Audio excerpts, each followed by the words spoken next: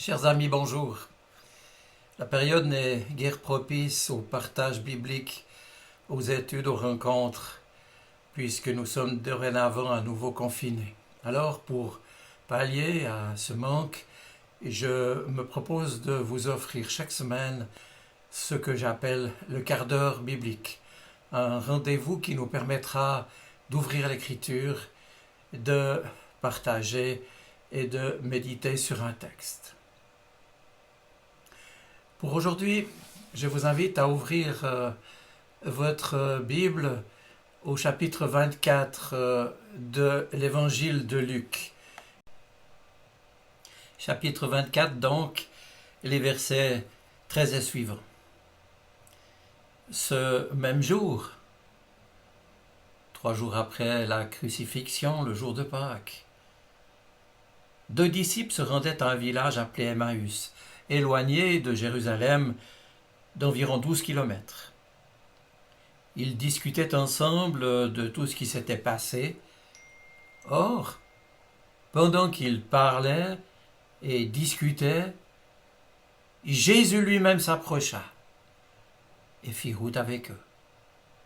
Mais leurs yeux étaient empêchés de le reconnaître.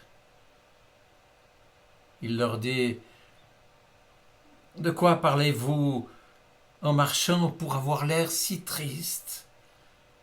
L'un d'eux, un dénommé Cléophas, lui répondit: « Es-tu le seul qui ait séjourné à Jérusalem ces derniers jours, qui n'est pas au courant de ces événements qui s'y sont passés ?» « Quoi ?» leur demanda-t-il. Ils lui répondirent: « Ce qui est arrivé à Jésus de Nazareth, qui était un prophète puissant en actes et en paroles devant Dieu et devant tout le peuple, et comment les chefs des prêtres et nos magistrats l'ont fait arrêter pour qu'il soit condamné à mort et l'ont fait crucifier. Nous espérions que ce serait lui qui libérerait le peuple d'Israël. Mais avec tout cela, voici déjà, c'est le 3e jour que ces événements se sont produits. Il est vrai que quelques femmes de notre groupe nous ont beaucoup étonnés. Elles se sont rendues le grand matin au tombeau, elles n'ont pas trouvé son corps, elles sont venues dire que des anges leur sont apparus et qu'ils ont dit qu'il était vivant.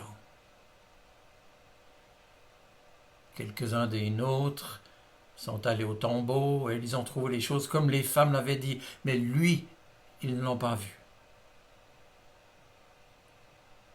Alors Jésus leur dit: « Hommes sans intelligence, dont le cœur est lent à croire tout ce qu'ont dit les prophètes, ne fallait-il pas que le Messie souffre ces choses et qu'il entre dans sa gloire ?» Puis,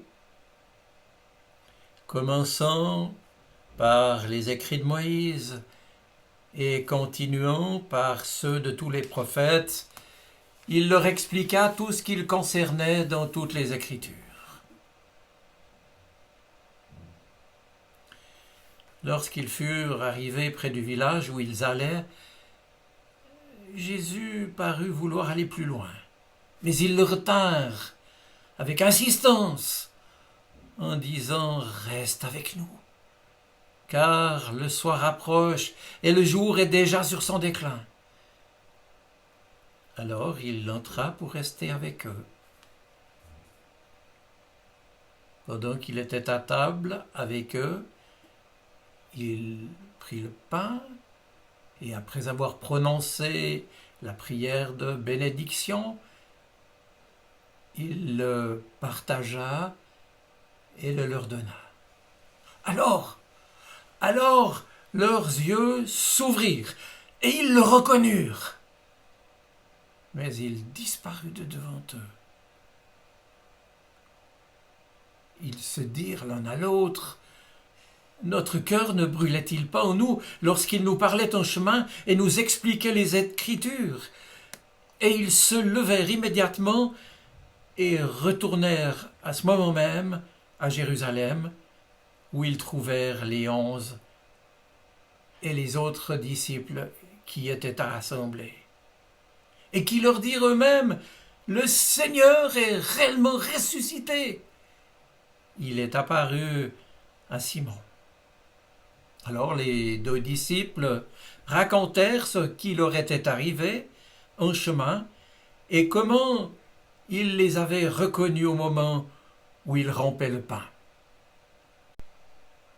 Chers amis, ce texte, parce que les premiers chrétiens, ceux auxquels s'adresse l'évangéliste Luc, connaissaient eux aussi le découragement, des temps difficiles, d'épreuves, de persécutions, et puis de désespoir.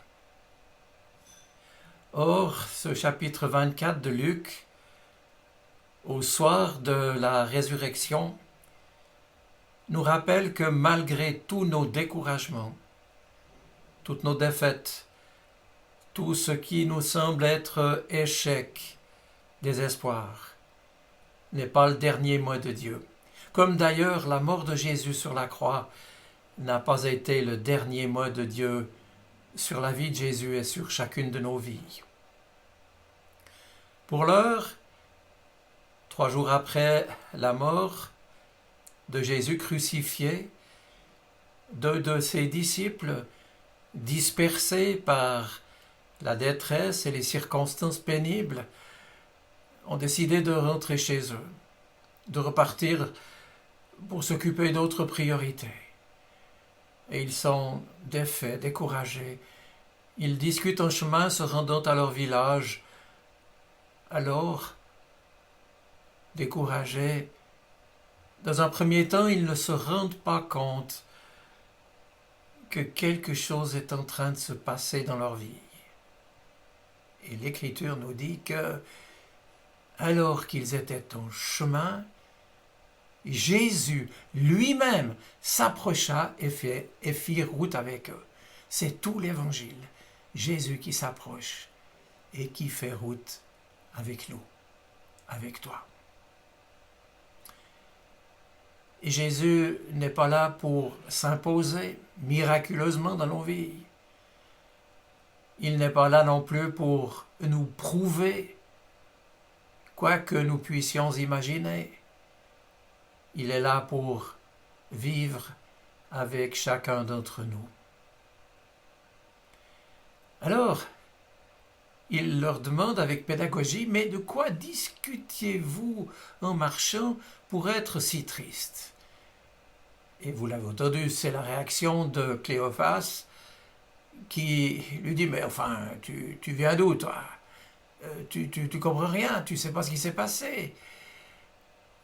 Et il va commencer à lui raconter l'histoire de ce Jésus de Nazareth qui était, et chacun le reconnaissait, un prophète puissant en parole et en œuvre, qui avait fait tant de bien, et que pourtant les autorités religieuses juives avaient renoncé à reconnaître comme le Messie.